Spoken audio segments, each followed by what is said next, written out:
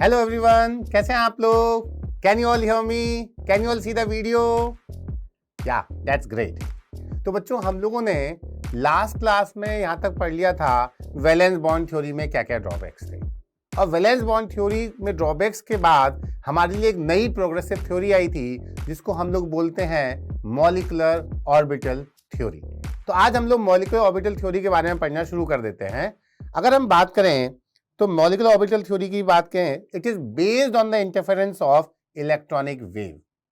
आप लोगों ने एटॉमिक स्ट्रक्चर वाले चैप्टर में मेरे से पढ़ा था कि इलेक्ट्रॉन को एज ए वेव भी ट्रीट किया जा सकता है। सबसे पहले इसके बारे में डी ब्रॉगली ने बात की थी और फिर हमने wave mechanical model of atom पढ़ा था with the help of Schrodinger wave equation. तो इलेक्ट्रॉन एज ए वेव, तो इलेक्ट्रॉन एज ए वेव हमें ट्रीट करना है। तो हम ये कह सकते हैं in this theory we will treat electron as a wave। इस थ्योरी में हम लोग इलेक्ट्रॉन को एज ए वेव ट्रीट करते हुए आगे बढ़ेंगे। इसके बारे में और सारी चीजें पढ़ लेते हैं। According to molecular orbital theory, all the atomic orbitals participating in the molecule formation, basically सारे के सारे atomic orbitals are participating in the molecular formation. Valence bond theory में ऐसा नहीं होता था। वैलेंस बॉन्ड थ्योरी नाम था वैलेंस से शुरू, तो वहां पे केवल वैलेंस शेल के ऑर्बिटल्स ही पार्टिसिपेट करते थे मॉलिक्यूल फॉर्मेशन। याद है, हम कहते थे वैलेंस शेल के इलेक्ट्रॉन्स ये हैं, ये अनपेयर्ड इलेक्ट्रॉन्स है, ये एक दूसरे के संग ऑर्बिटल्स ओवरलैप करेंगे, फिर इनके इलेक्ट्रॉन पेयर होंगे। याद आ गया? केवल वैलेंस शेल इलेक्ट्रॉन्स की बात होती थी। यहां स्पेशल बात क्या है? All atomic orbitals are participating in the molecule formation. As many number of atomic orbitals are participating in molecule formation, same number of molecular orbitals will be formed। हम यहाँ पे कह रहे हैं जितने एटॉमिक ऑर्बिटल्स यहाँ पे पार्टिसिपेट करते हैं मॉलिक्यूल फॉर्मेशन में, उतने ही मॉलिक्यूलर ऑर्बिटल्स बन जाते हैं। अब हाँ ठीक है बच्चे, मैं एक सेकंड यशवंत आपको अनम्यूट करता हूँ। हेलो सर, जो ये आपने अभी सेकंड पॉइंट समझाया है इसको एक बार फिर से समझा दीजिए सर, समझ नहीं आया ये वाला पॉइंट। हाँ बच्चे, मैं बताता हूँ। बेसिकली बच्चे, हमने पहले भी किया था जब हम हाइब्रिडाइजेशन की बात कर रहे थे, हम क्या बोलते थे? Linear combination of atomic orbitals. इसका मतलब क्या होता है? हम लोग इसका मतलब ये कहते हैं कि जितने एटॉमिक ऑर्बिटल्स कंबाइन करे, सपोज अगर हमने 2 एटॉमिक ऑर्बिटल्स कंबाइन किए तो 2 ही मॉलिक्यूलर ऑर्बिटल बनेंगे। 4 एटॉमिक ऑर्बिटल्स कंबाइन किए तो 4 मॉलिक्यूलर ऑर्बिटल्स बनेंगे। लीनियर है इसका रिलेशनशिप, जैसे मैथ्स में लीनियर क्वेश्चन नहीं पढ़ते, डायरेक्टली प्रोपोर्शनल आता है। ठीक है, तो इसमें हमने कहा था as many number of atomic orbitals are participating in molecule formation, same number of molecular orbitals will be formed. फिर से रिपीट कर रहा हूं बच्चे, 2 एटॉमिक ऑर्बिटल्स कंबाइन कर आप मॉलिक्यूलर ऑर्बिटल बनाएंगे तो 2 ही मॉलिक्यूलर ऑर्बिटल बनेंगे।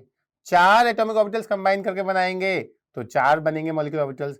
6 एटॉमिक ऑर्बिटल्स कंबाइन करके बनाएंगे तो 6 मॉलिक्यूलर ऑर्बिटल्स बनेंगे। तो इतना सिंपल सा है, ये ध्यान रखना है, कभी कम ज्यादा नहीं हो सकता किसी भी साइड में। ठीक है बच्चे, समझ आया आपको? जी सर, क्लियर है। Thank you sir. ओके, अब आगे बढ़ते हैं इस पे। Formed molecular orbitals are having varying energy and filling of electrons in molecular orbitals follows these 3 rules of principle। तो जो भी हमारे molecular orbitals बन के आएंगे after the linear combination of atomic orbitals, वो कैसे होंगे? varying in energy होंगे। और varying in energy के चलते जब उन molecular orbitals में हम electrons की filling up करेंगे तो उसमें ये 3 rules of principles हमारे यूज होंगे। कौन से? Pauli's exclusion principle. अब आप कहेंगे सर ये तो सब हमारे पढ़े हुआ है। आउबाउस प्रिंसिपल, हुन्स रूल। तो ये तीनों प्रिंसिपल्स भी वैसे ही लगेंगे जैसे हम लोग इससे पहले लगा रहे थे। तो आउबाउ प्रिंसिपल क्या कहता था? That orbitals are being filled in the increasing order of the energy. जो लोअर एनर्जी वाले ऑर्बिटल्स होंगे वो पहले फिलअप होंगे, हाई एनर्जी वाले ऑर्बिटल्स होंगे वो बाद में फिलअप होंगे। हुन्स रूल में हम क्या कहते थे? डीजेनरेट ऑर्बिटल, मतलब ऑर्बिटल जिनकी सेम एनर्जी थी उनमें पहले एक एक इलेक्ट्रॉन भरा जाता था, फिर उसके बाद उनकी पेयरिंग अप होती थी। पॉलीज क्या कहते थे? ये कहते थे किसी भी इलेक्ट्रॉन के लिए उनके सेट ऑफ क्वांटम नंबर्स हमेशा डिफरेंट होंगे। तो ये सारे प्रिंसिपल्स हमारे मॉलिक्यूलर ऑर्बिटल थ्योरी में भी उतने ही एप्लीकेबल हैं जैसे हमने पहले पढ़े थे। अब इसी पे अगर हम आगे बात करें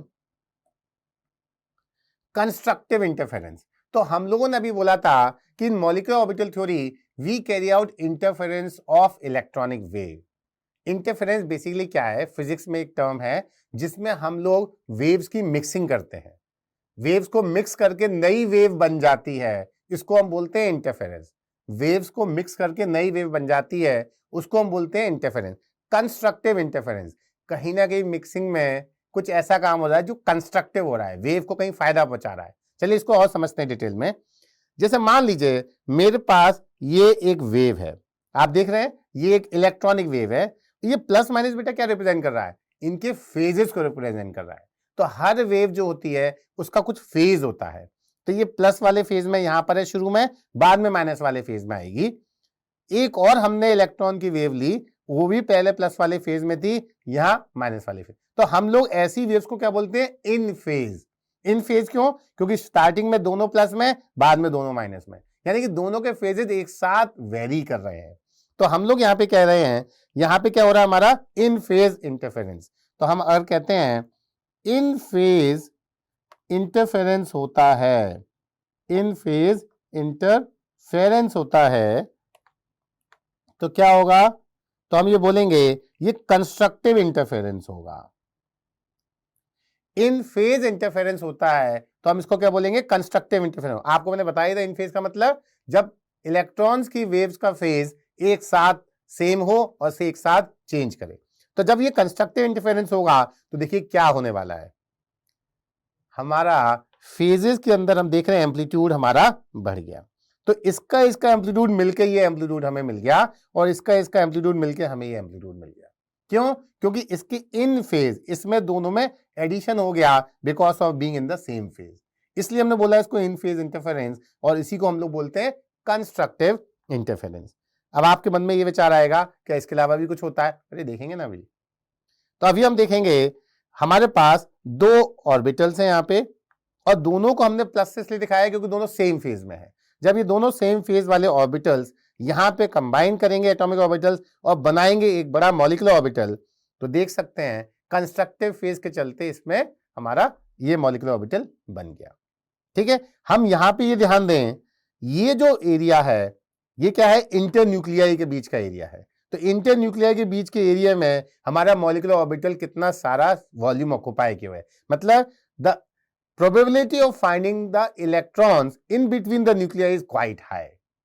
आप ही बताइए, अगर दोनों न्यूक्लियाई के बीच में इलेक्ट्रॉन्स की मिलने की प्रोबेबिलिटी ज्यादा है, मतलब ये है कि वो बॉन्डिंग में हेल्प कर रहा है, यानी कि ये हमारे बॉन्ड बनाने के लिए फेवरेबल काम हो रहे हैं। तो जब भी कंस्ट्रक्टिव इन फेज इंटरफेरेंस होगा, उसकी वजह से जो मॉलिक्यूलर ऑर्बिटल बनेंगे वो हमारे बॉन्डिंग में हेल्प करेंगे। इसके लिए मैं एक स्पेशल टर्म भी आपको देने वाला हूं, बस थोड़ा सा पेशेंस रखना पड़ेगा आपको। ठीक है, अब हम आगे बढ़ते हैं। अब एक और इंटरफेरेंस, जैसे हमने बोला कंस्ट्रक्टिव इंटरफेरेंस, तो हम इसमें क्या बोलेंगे, when two electronic waves overlap in the same phase. हमने क्या बोला था यहाँ पे, when two electronic waves overlap in the same phase then probability of finding electrons increases in between the nuclei which means attraction increases. मैं लिख देता हूं इन बिटवीन द न्यूक्लियाई,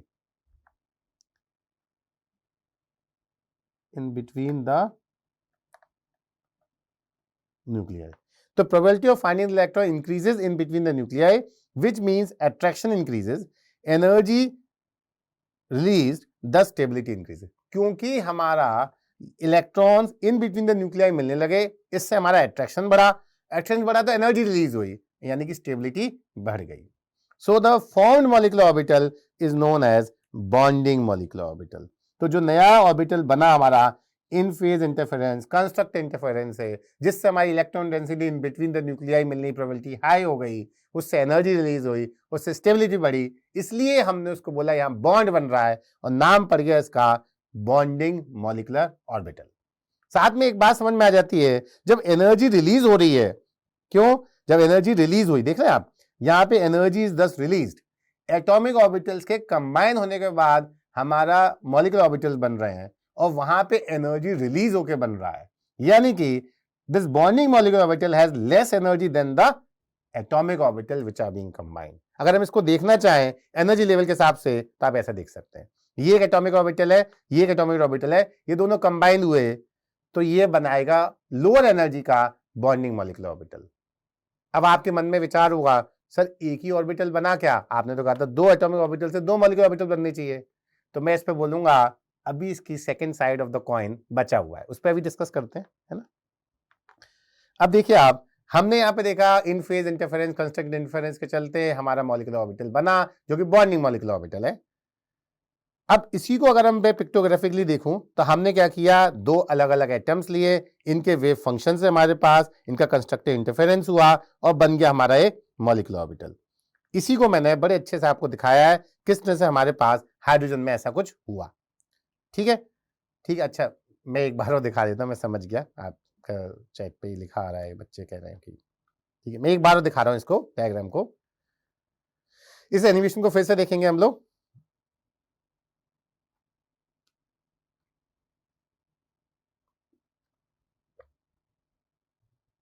देखिए हमारे पास दो एटॉमिक ऑर्बिट एटम्स थे हाइड्रोजन के, उसमें दो वेव फंक्शन से वो सब इन फेज इंटरफेरेंस हुआ, बना एक बड़ा मॉलिक्यूलर ऑर्बिटल। और हम देख रहे हैं किस तरह से सिग्मा बॉन्ड बन गया हमारा हाइड्रोजन एटम्स के बीच में, और इसी को हम लोग यहाँ रिप्रेजेंट कर रहे हैं। तो देखने वाली बात ये थी यहाँ पे कि हाइड्रोजन एटम का अगर मैं यहाँ एच एटम मानूं तो इसका था पहले 1s1, इसका भी था इलेक्ट्रॉनिक कॉन्फिगरेशन 1s1। ठीक है, अब यहां पर हो गया H2 मॉलिक्यूल का, आगे हम इसको और नाम भी देंगे सिग्मा 1s2। ठीक है, तो बॉन्डिंग मॉलिक्यूलर ऑर्बिटल में एक एक जो इलेक्ट्रॉन होते थे वो पेयर अप होके आ गए। तो अब इन दोनों इलेक्ट्रॉन्स की देख रहे हैं आप, पहले इन इलेक्ट्रॉन्स की एनर्जी यहां और यहां थी, उन दोनों इलेक्ट्रॉन्स की एनर्जी अब कम हो गई, एनर्जेटिकली फेवरेबल प्रोसेस हुई है, बॉन्डिंग तो हो ही जाएगी। ठीक है, इन फेज मर्जिंग की हमने यहां तक बात कर ली। अब मान लीजिए हम डिस्ट्रक्टिव इंटरफेरेंस की बात करते हैं, जो मैंने बोला था ना, we will see the other side of the coin. तो अगर डिस्ट्रक्टिव इंटरफेरेंस की बात करें हम लोग तो देखते हैं इस बार हमने इलेक्ट्रॉनिक वेव्स जो ली हैं वो सेम फेज में नहीं ली है। देखिए अब आप, पहली हमने यहां ये ली और दूसरी हमने ऐसे ली। तो पहले जब यहां प्लस फेज था तो यहां माइनस फेज है, और जब माइनस फेज बाद में आया तो सेकेंड वेव में प्लस फेज बाद में आया। तो यहां पे जो हो रहा है हमारा इंटरफेरेंस वो इन फेज नहीं हो रहा, वो आउट फेज हो रहा है। तो अगर आउट फेज इंटरफेरेंस होगा तो देखिए क्या होगा। अब हम बात करते हैं आउट फेज इंटरफेरेंस की। अगर आउट फेज इंटरफेरेंस होगा तो फाइनली जो हमारा मॉलिक्यूलर ऑर्बिटल बनेगा वो एक दूसरे को वैनिश कर देगा।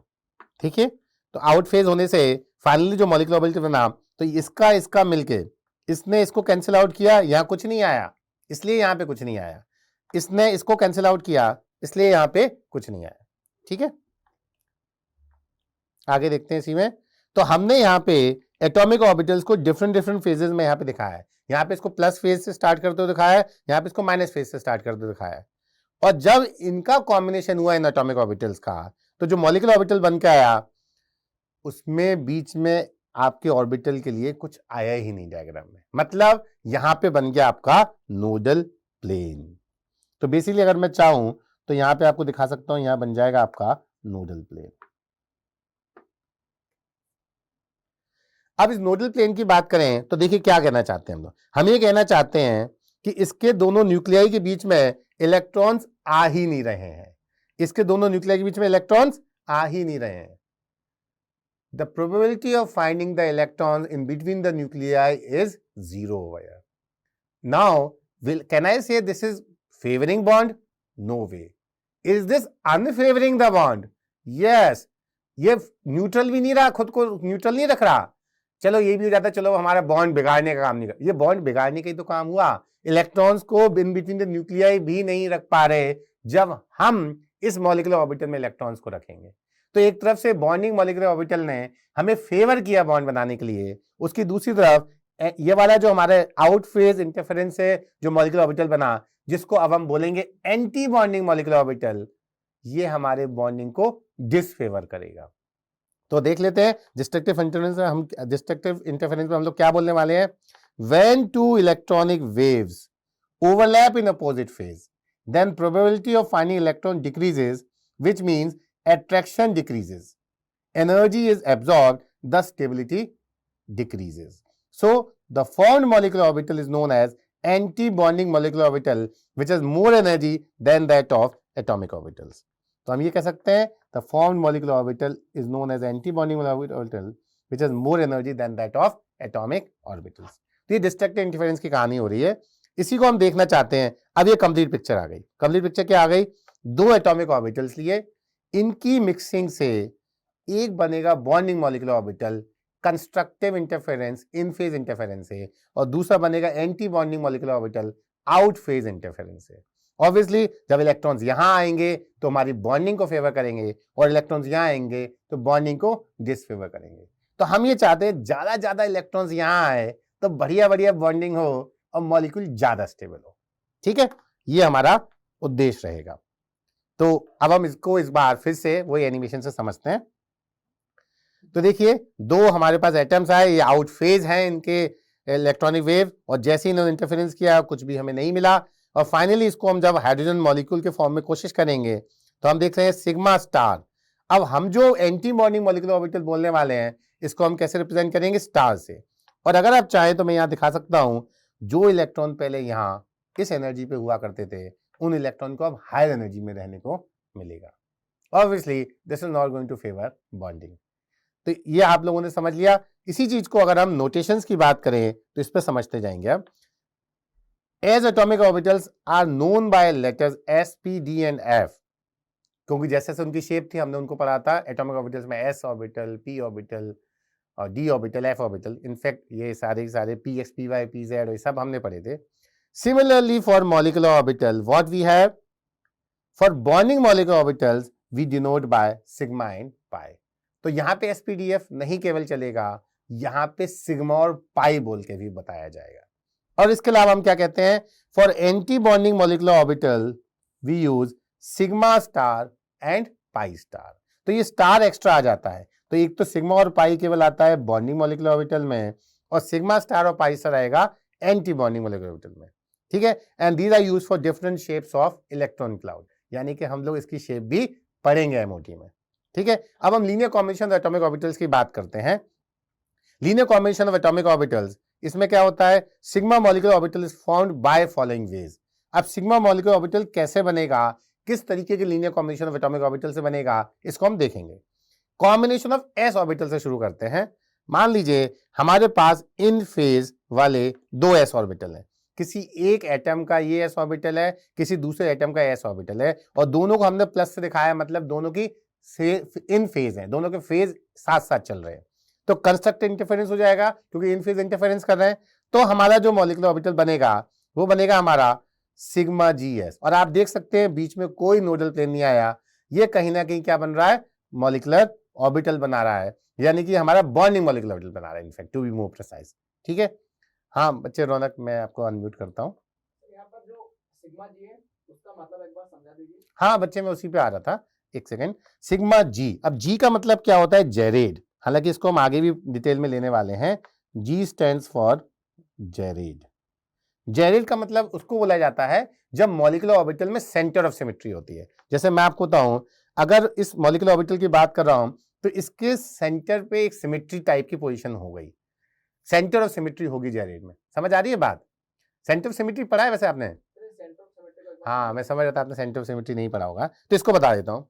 सेंटर ऑफ सिमेट्री उस चीज को कहते हैं कि अगर हमें किसी स्ट्रक्चर के सेंटर में एक ऐसा पॉइंट मिल जाए जिसके इक्वल और अपोजिट डायरेक्शन में, equal distances in opposite direction में जाके हमें सेम एक्सपीरियंसेस मिले। सेंटर में ऐसा पॉइंट मिल जाए जिसके equal distances in opposite direction में जाने पे हमें सेम एक्सपीरियंसेस मिल जाएं, तो हम क्या बोलेंगे? Centre of symmetry. तो हम लोग यहां पे बोल सकते हैं Jared is used for molecular orbitals having centre of symmetry. Centre of symmetry, हालांकि आगे भी हम पढ़ेंगे। सेंटर ऑफ सिमेट्री में फिर से बता सकता हूं, it is a point in at the centre of the system where we travel equal distances in opposite direction. देख लीजिए आप, where we travel equal distances in opposite direction we have similar experience. अगर similar experience हो रहा है by travelling equal distances in opposite direction, तो हम उसको क्या बोलेंगे यहाँ पे? जेरेड, या फिर they are having centre of symmetry. तो gerade molecular orbitals possess centre of symmetry. ठीक है, समझ आया बच्चे? ओके बच्चे, most welcome. Yes yes, please you can mute now. तो हमें ये भी समझ में आ गया जेरेड, थैंक यू। चलो अच्छा है, रौनक ने पूछ लिया, वैसे तो हम आगे भी इसको बताने वाले थे। अब हम देख सकते हैं यहाँ पे 1s की अगर हम बातचीत करें तो देखिए आप 1s के हमने फिर से दो एटॉमिक ऑर्बिटल्स लिए, आप देख सकते हैं दोनों इन फेज है, दोनों मैंने प्लस से दिखाए हुए हैं, और इनका जब हम लोग एटॉमिक ऑर्बिटल का कॉम्बिनेशन करेंगे तो हमें मिल गया सिग्मा 1s का मॉलिक्यूलर ऑर्बिटल, और ये बॉन्डिंग मॉलिक्यूलर ऑर्बिटल है, आप देख सकते हैं। बिल्कुल इसी तरह समझिएगा, ऑर्बिटल साइज भी बढ़ गया, और हम देख सकते हैं यहाँ पे electron density in between the two nuclei will also be high. ठीक है, तो सिग्मा मॉलिक्यूलर ऑर्बिटल अगर हम बात करें तो हम क्या कह सकते हैं, it is formed by following two ways. कैसे? Combination of s orbitals. अब दूसरा क्या हो गया, डिस्ट्रक्टिव इंटरफेरेंस की अगर हम बात करें, डिस्ट्रक्टिव इंटरफेरेंस की अगर हम बात करेंगे तो हम क्या कहेंगे, यहाँ पे हमारे दो इलेक्ट्रॉन वेव्स जो लिए हैं ये आउट फेज है। जब इसका फेज प्लस दिखा रहा था तो इसका फेज माइनस दिखा रहा है। अब दोनों ही आउट फेज है, अब आपको पता ही है इनके इंटरफेरेंस से हमें क्या मिलने वाला है, हमें ऐसा मॉलिक्यूलर ऑर्बिटल मिलने वाला है जहां पे हमारी नोडल प्लेन आएगी, जहां पे हमारी क्या आएगी, नोडल प्लेन। जिससे पहले आप लोग पूछें, मैं ये भी बता देता हूं, यहां पर यू क्या होगा, अनजेरेड। तो यू को रिप्रेजेंट कैसे करेंगे हम, अनजेरेड को रिप्रेजेंट करते हैं हम यू से, मतलब molecular orbital which does not possess center of symmetry. Molecular orbital which does not possess center of symmetry. ठीक है, अब आपको मैं फिर से बता दूं, देखिए क्या हुआ, कैसे हुआ। यहां पे इन बिटवीन द न्यूक्लियाई इलेक्ट्रॉन्स की मिलने की प्रोबेबिलिटी 0 है, यानी कि अट्रैक्शन कम हो गया न्यूक्लियाई के बीच में, यानी कि एनर्जी एब्जॉर्ब होगी, स्टेबिलिटी डिक्रीज करेगी। This is not going to favour bonding, in fact it will disfavour, ये बॉन्डिंग के खिलाफ है, इसलिए नाम हो गया इसका एंटी बॉन्डिंग मॉलिक्यूलर ऑर्बिटल। अब आप कहेंगे सर ये सेंटर ऑफ सिमेट्री इसमें भी बताइए, इसलिए मैं करता हूं। सपोज मैंने कहा हमें सेंटर ऑफ सिमेट्री सपोज इसमें बता दूं। अब देखिए यहां पे मैंने सेंटर लिया, अब इसके इस डायरेक्शन में मैं जाऊंगा कुछ डिस्टेंस, तो मुझे प्लस फेज का एनवायरमेंट मिल रहा है वेव का, इसके इस डायरेक्शन में जाऊंगा तो मुझे माइनस फेज का एनवायरमेंट। तो we are not getting the same experiences when we move for equal distances in the opposite direction. Similarly, if I go likewise, same is the case. तो किसी एक जगह भी जाते वक्त अपोजिट डायरेक्शन में सेम डिस्टेंसेस पे, किसी एक बार भी अपोजिट डायरेक्शन में सेम डिस्टेंसेस में जाने पे अगर मुझे सेम एक्सपीरियंस नहीं मिल रहा, डिफरेंट एक्सपीरियंस मिल रहा है, इसका मतलब ही होगा ये सेंटर ऑफ सिमेट्री पजेस नहीं करता, और जब सेंटर ऑफ सिमेट्री पजेस नहीं करता उन मॉलिक्यूलर ऑर्बिटल को हम लोग क्या बोलते हैं, अनजेरेड। इसको रिप्रेजेंट किससे करते हैं, यू से। तो हमने भी देखा हमारे 1s ऑर्बिटल की मिक्सिंग से हमें दो तरीके के मॉलिक्यूलर ऑर्बिटल्स मिलेंगे। इन फेज और कंस्ट्रक्टिव इंटरफेरेंस करते वक्त हमें जेरेड यानी सेंटर ऑफ सिमेट्री पजेस करने वाला मॉलिक्यूलर ऑर्बिटल मिलेगा, जिसको हम लोग बॉन्डिंग मॉलिक्यूलर ऑर्बिटल बोलेंगे। This is going to help in bonding. दूसरा हमने देखा आउट फेज के इंटरफेरेंस करते हुए यानी डिस्ट्रक्टिव इंटरफेरेंस करते हुए हमें एंटी बॉन्डिंग मॉलिक्यूलर ऑर्बिटल मिलेगा, जिसमें एक नोडल प्लेन भी हमें दिखाई दे रहा है। इसको हम बोलेंगे सिग्मा स्टार 1s, या फिर हम यहां बोलेंगे यहां पर क्या हमारा ये सेंटर ऑफ सिमेट्री नहीं पोजेस करने वाला अनजेरेड मॉलिक्यूलर ऑर्बिटल। ठीक है, तो यहां तक हम लोगों को समझ में आ गया कि हम कैसे लीनियर कॉम्बिनेशन एटॉमिक ऑर्बिटल से आगे बनाएंगे मॉलिक्यूलर ऑर्बिटल्स।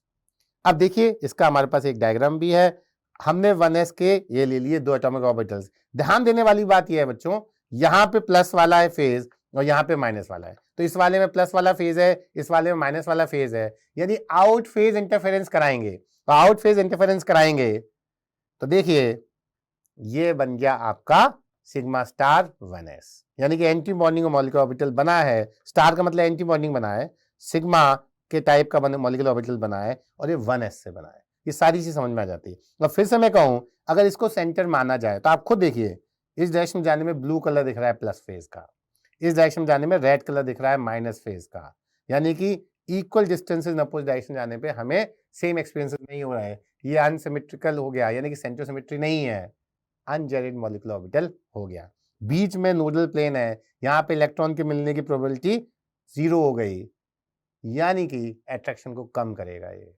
ये हमारी बॉन्डिंग को डिसफेवर करेगा। ठीक है।